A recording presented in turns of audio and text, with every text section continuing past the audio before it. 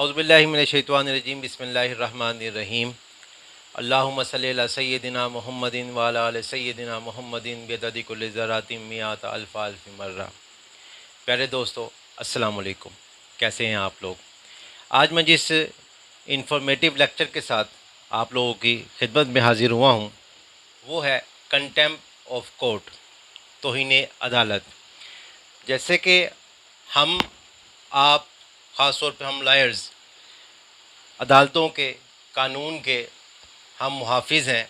हमने अदालतों को और कानून को लेकर चलना होता है, इनकी इज़्ज़त बरकरार रखनी होती है। लिहाजा ये बहुत ज़्यादा ज़रूरी है कि हमें इन तमाम अवामिल से आगाह होना चाहिए, मालूमात होनी चाहिए हमारे पास कि कोई भी शख्स वो कौन सा ऐसा अमल करता है, वो कौन सा ऐसा फ़ेल करता है, वो कौन सी ऐसी रुकावट डालता है, वो ऐसा क्या मामला करता है जिसकी वजह से वो तौहीन अदालत का मुर्तकिब होता है। आज का जो ये लेक्चर है ये सिर्फ़ वकला के लिए नहीं बल्कि आम पब्लिक अवामुन्नास के लिए भी है कि उनके भी इल्म में हो कि उनका ऐसा किए जाने वाला कौन सा फ़ेल है जिसकी वजह से वो कंटेम्प्ट ऑफ कोर्ट, तौहीन अदालत के मुर्तकिब हो जाएंगे और उस पर उनको सज़ा भी हो सकती है, जुर्माना भी हो सकता है। तो आज हम देखेंगे कंटेम्प्ट ऑफ कोर्ट क्या होती है, ये कैसे होती है और इस पर कितनी सज़ा है, कितना जुर्माना है, सज़ा कब हो सकती है, जुर्माना कब हो सकता है, ये दोनों चीज़ें कब होंगी और कंटेम्प्ट ऑफ कोर्ट की कितनी अक़साम हैं। जैसा कि आप लोग जानते हैं कि माशरे अपनी महज़िब जैसे कि आप लोग जानते हैं कि महज़िब माशरे कानून की अलमबरदारी की वजह से ही जाना जाते हैं। अगर किसी माशरे में कानून की अलमबरदारी नहीं होगी तो वहाँ पर जंगल का कानून राइज हो जाएगा, एक आपाधापी का समा होगा।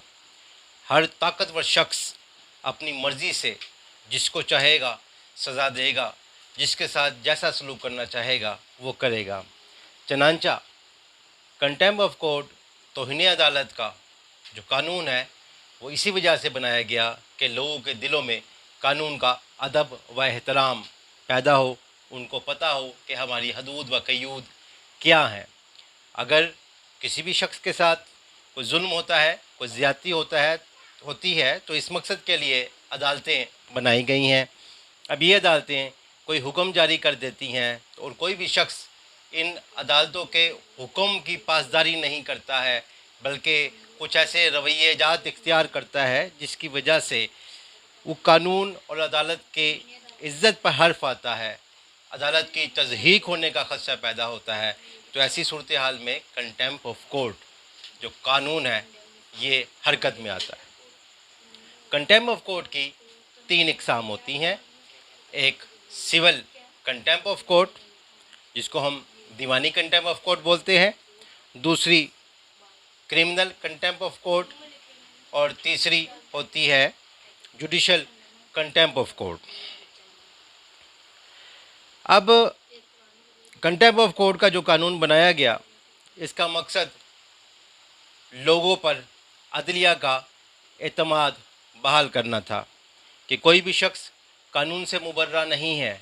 अगर कोई शख्स कानून को हाथ में लेगा या अदालत के अगेंस्ट जाएगा, कोई ऐसा काम करेगा जिससे अदालत की राह में रुकावट आए या कोई एक ऐसा अल्फाजों को इस्तेमाल करेगा जिससे अदालत की तज़हीक हो या कोई भी ऐसा फ़ेल करे कि अदालत ने जो हुक्म दिया हो उस हुक्म को किसी भी तौर पर, किसी भी सूरत में उस पर अमल ना करे तो कंटेम्प्ट ऑफ कोर्ट का कानून हरकत में आएगा जिसमें उसको 1 लाख रुपए जुर्माना और साथ साथ 1 लाख रुपए जुर्माने के साथ 6 माह की सज़ा भी दी जा सकती है। अब सबसे पहले हम स्टार्ट करते हैं जो हमारी दीवानी सिविल कंटेम्प्ट ऑफ कोर्ट है कि सिविल कंटेम्प्ट ऑफ कोर्ट क्या होती है। जब भी कोई किसी भी शख्स के जो राइट है वो इन्फ्रंज होते हैं, वो राइट डिस्टर्ब होते हैं तो वो कोर्ट्स का सहारा लेता है, अदालत में जाता है अपने राइट्स की अपने बचाने के लिए, अपने हकूक़ के तहफ़्फ़ुज़ के लिए, और अदालत उसको कोई स्टे ऑर्डर देती है या अदालत कोई स्टेटस को जारी कर देती है। स्टेटस को, इसको भी बताता चलूँ, स्टेटस को लातीनी ज़बान का लफ्ज़ है, इसका मानी होता है रुक जाना, जम जाना, ठहर जाना, फ्रीज़ हो जाना।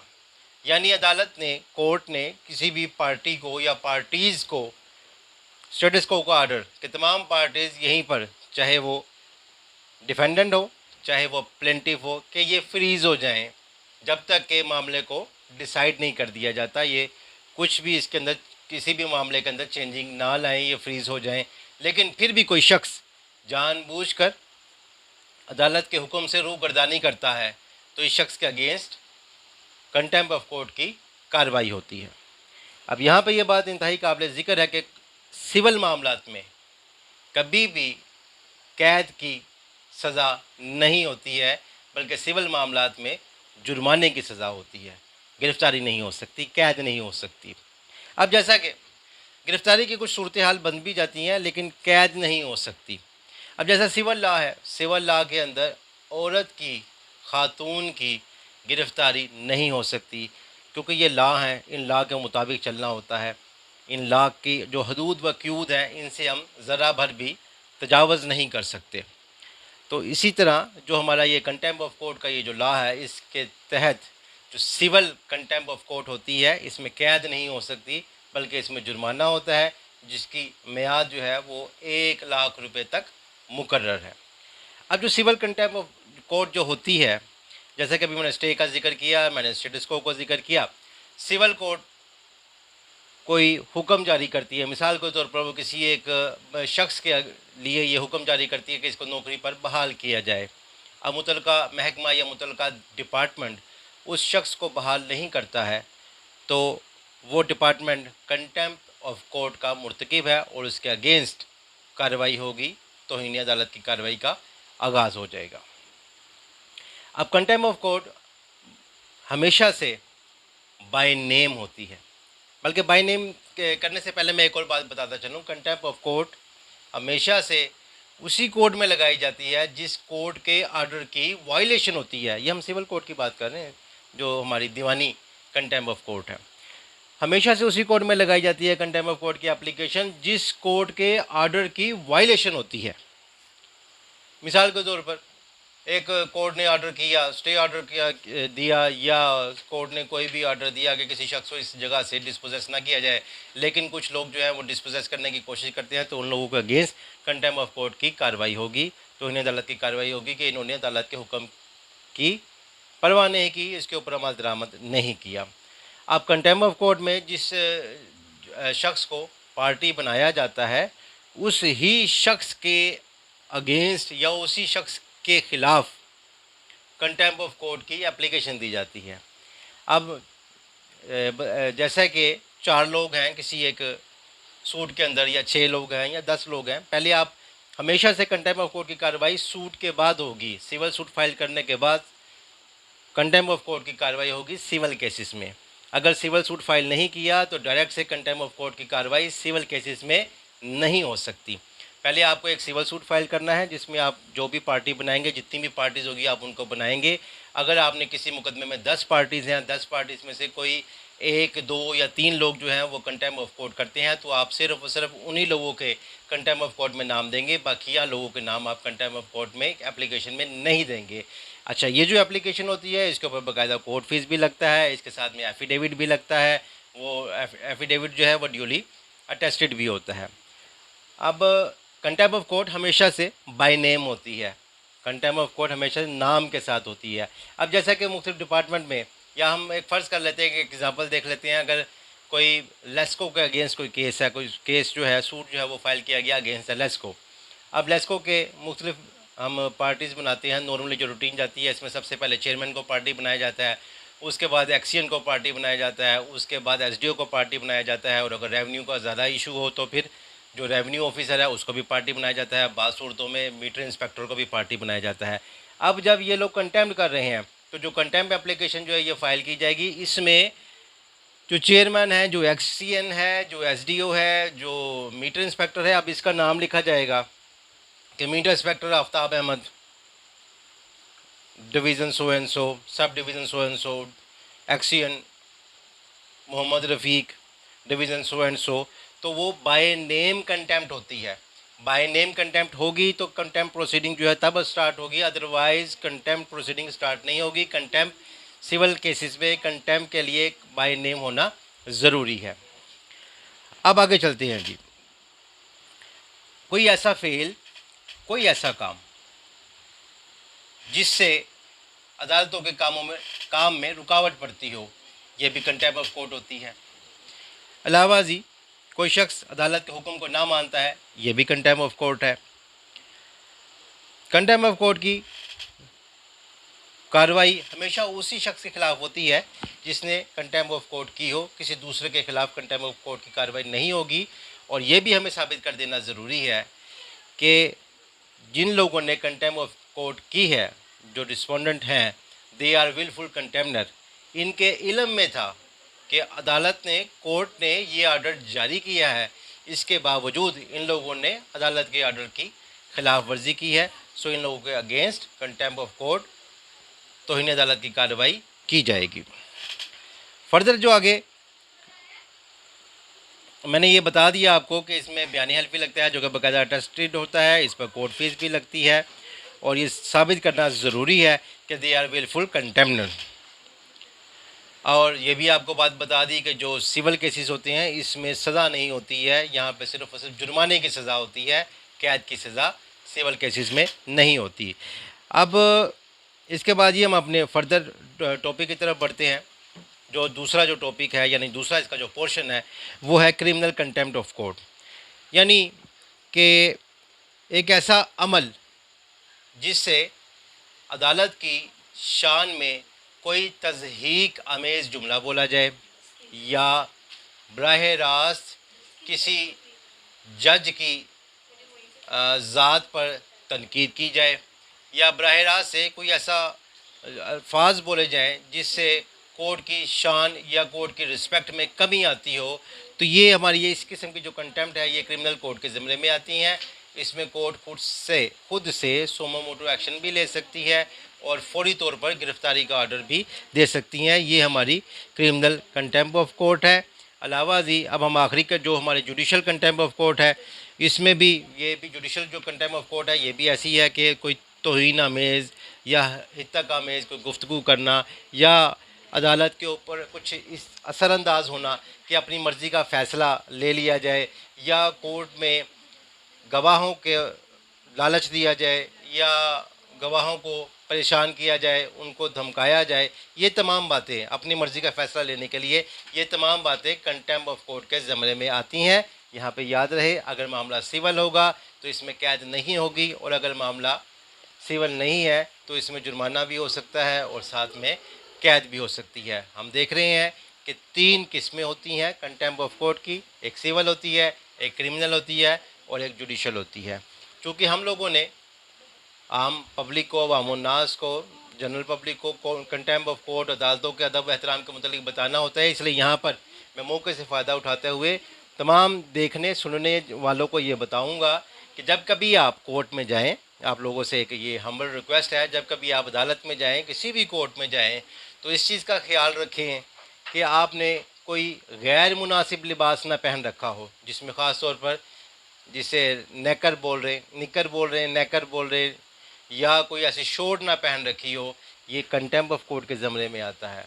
अलावा जी आपने एक बड़ी सी चादर ली हुई है, पता नहीं इसके अंदर क्या छुपाया हुआ या क्या चीज़ है, तो जिसको हम पंजाबी में कहते हैं बुक्कल मार लेना, तो वो एक बुक्कल जो मारी हो वो इस तरह से अगर आप कोर्ट में जाएंगे कंटेम्प्ट ऑफ कोर्ट हो जाएगी। एक आपने गैर मुनासिब सी कैप या टोपी पहन रखी है, ये भी कंटेम्प्ट ऑफ कोर्ट के ज़मरे में आती है, और जज साहब के पास ये बाकायदा इख्तियार है, वो फौरी गिरफ़्तारी भी करवा सकते हैं और वो चाहें तो फौरी तौर पर जेल भी भेज सकते हैं। लिहाजा इन तमाम बातों का हम पे इल्म होना चाहिए।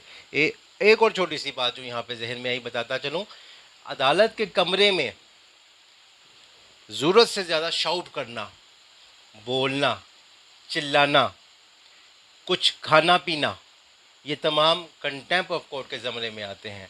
अदालत के कमरे में मूवी बनाना, तस्वीर उतार लेना, या कोई ऐसी अजीब सी हरकत करना, ये तमाम के तमाम चीज़ें ये कंटेम्प्ट ऑफ कोर्ट के ज़मरे में आती हैं। ये जुडिशल कंटेम्प्ट ऑफ कोर्ट के ज़मरे में आएंगी और फौरी तौर पर गिरफ़्तारी भी हो सकती है और फौरी तौर पर जेल भी भेजा जा सकता है।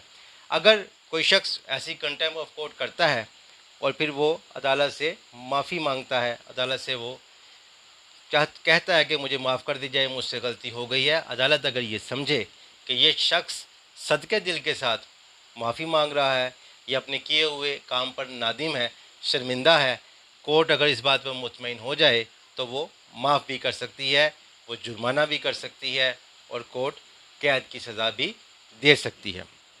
अभी आगे चल के हम देखते हैं कि अगर जुर्माना हो जाए या सज़ा हो जाए सेक्शन 5 के तहत तो फिर क्या होगा, कैसे होगा। अब इसकी सज़ा और अपील का जहाँ तक ताल्लुक है, अभी हमने इसमें बात की कि 6 माह की कैद और 1 लाख रुपए जुर्माना होता है कंटेम्प्ट ऑफ कोर्ट में। ये कैसे है कि हमारे मुल्क में 1976 का एक कंटेम्प्ट ऑफ कोर्ट का एक लॉ बना हुआ था। बाद में इस कंटेम्प्ट ऑफ कोर्ट के लॉ को जो है ये ख़त्म किया गया और एक कंटेम्प्ट ऑफ कोर्ट ऑर्डिनेंस जो है वो ले आए 2003 में। कंटेम्प्ट ऑफ कोर्ट का ऑर्डिनेंस आ गया 2003 में। इसके बाद में इसमें चेंजिंग होती रही, 2012 में हुई, 2016 में भी हुई। अब 2003 का जो ऑर्डिनेंस है अमेंडेड एक्ट बना दिया गया। इसे इस 2003 के जो ऑर्डिनेंस था इसको अमेंडेड एक्ट बना दिया गया, इसमें थोड़ी सी चेंजिंग कर दी गई और अब हमारे मुल्क में इस वक्त यही कंटेम्प्ट ऑफ कोर्ट का लॉ चल रहा है। अब अगर जनाब जो कंटेम्प्ट ऑफ कोर्ट की अगर सेक्शन 5 के तहत कोई सज़ा दी जाती है तो इसकी अपील जो है ये हाई कोर्ट में होती है और अगर हाई कोर्ट के किसी जज ने कंटेम्प्ट ऑफ कोर्ट की सज़ा दी हो तो ICA इंट्रा कोर्ट अपील की जाती है और ये इंट्रा कोर्ट अपील कम अज़ कम 2 जजेस पर मुश्तमिल होगी। डिवीज़नल बेंच इसको सुनेगा।